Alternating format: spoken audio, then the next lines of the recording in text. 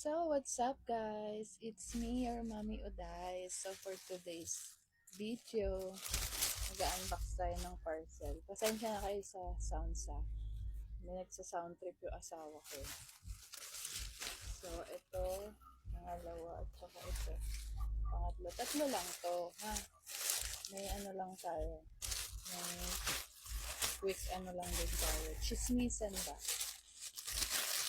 Payo? Ano ba? Siguro payo na lang, hindi na lang chismis. Kasi bad yung chismis guys. So for today's vlog, unboxing, meron tayong order ako nito.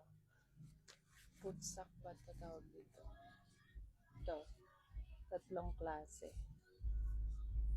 Beige ba ito? Ano, cream. Tsaka gray. Light gray and then black. Kailangan ko to kasi yung sapatos ko, yung nabili kong stocking kasi niya is madulas. Yung nabili kong stocking kasi required na stocking ang suotin. Kailangan na natin mag-uniform kasi bawal na hindi. Papapasukin ka ng guard ka. So yung professor, pag hindi ka pinapasok, wala kang magagawa kasi required na yun eh. Requirements na yun eh. Dapat naman din talaga syempre naka-uniform. Kaya ka nga nasa school, di ba? Kasi mag-uniform ka. And ito naman yung isa pa.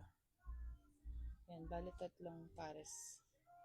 For only, nalagay ko na lang to sa link ng ano ko ah. For only, magkano to? 178 ba? Basta 100 plus. So yan, 3 pairs na siya. So, bibigyan ko lang kayo ng payo ah. Kasi ayoko talaga noon magbigay ng live.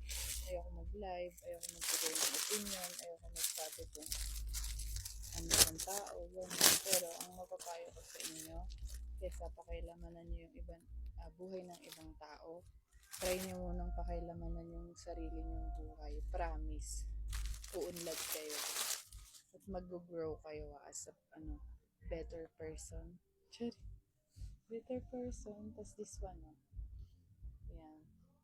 Ito pang ano ko to, pang wash day. Pag gusto ko tulad bukas, pag may pasok bukas, pwede ko to suotin. Diba? Kasi kapag yung buhay ng ibang tao yung pinakailamunan nyo, yung hinusgahan nyo, yung, alam niyo yun yung ginagawa nyong buhay. Eh, di ba may sarili naman tayong buhay, katulad na buhay mo. Kung may anak ka, yung buhay ng anak mo, yung buhay ng asawa mo. Diba? Yun, mga pwede mo yung pakialamanan, or yun yung sakupin mo para umunlad ka. Yun yung asikasuhin mo, sila yung bigyan mo ng oras, ng panahon, diba? Sila yung subaybayan mo, diba? Tutusin naman ang pagsubaybay katulad sa bata. Sa mga anak natin, normal yan. Yun yung subaybayan natin. Pero wag yung buhay ng ibang tao yung susubaybayan nyo. Getchi, sabi nga ni Prof. Adi, Getchi. So yun yun. Para yung pag-unlad ng buhay natin is naayon sa atin. Kumbaga, aayon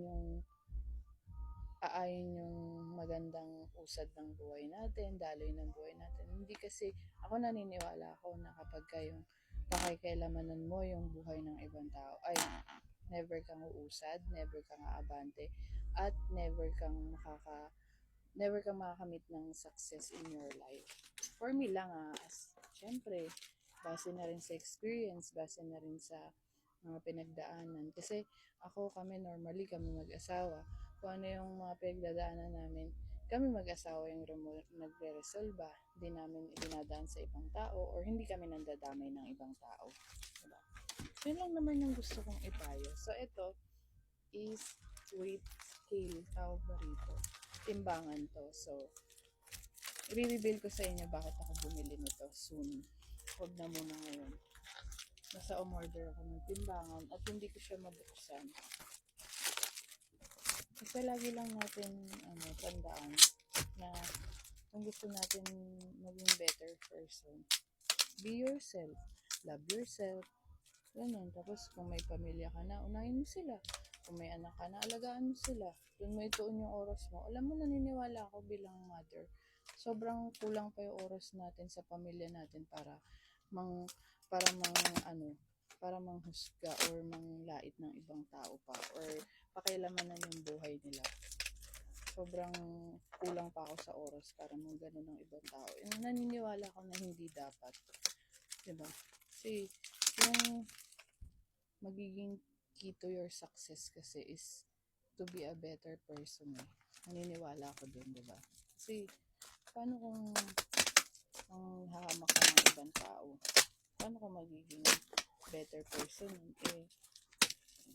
Alam mo, manghamak lang ng iba. Diba? Kaya for me, ang pagiging better person, unahin mo yung mga taong nakasuporta sa'yo, yung mga importante sa buhay mo, ito na siya. Yung mga nagbibigay ng inspirasyon sa'yo, yun, sila yung mga unahin mo kasi talagang magiging better person ka na. Tsaka si Lord, oo, mukha lang akong hindi pala simba, oo, mukhang masama yung ugali ko. May masama talaga tayong ugali, may bad side talaga tayo. Naniniwala naman ako dun. At ako, hindi ako naniniwala na, mabait kayo? Mabait lang kayo? Hindi kayo nagagalit? Uy, kaya pala kapag nagchichismisan kayo may ginagawa kayong pulutan. O sige, sabihin nyo hindi.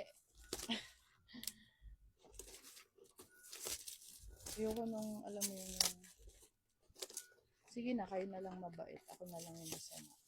Parang ganun ako. Simula naging 30 years old ako, pag sinabi mong yung daga lumilipad, sige, sasang-ayunan kita. Yan siya, bakal pala yung likod niya. So, ito siya sa harap. Ano to parang manual, ayun. Hindi siya yung digital. Hindi siya digital, manual siya. So, re-reveal ko sa inyo ba't ako bumili nito. So, ayun lang pala, 3 lang yung parcel ko. So, ayun lang muna for today's vlog. It's me, your Mommy Oday. Bye!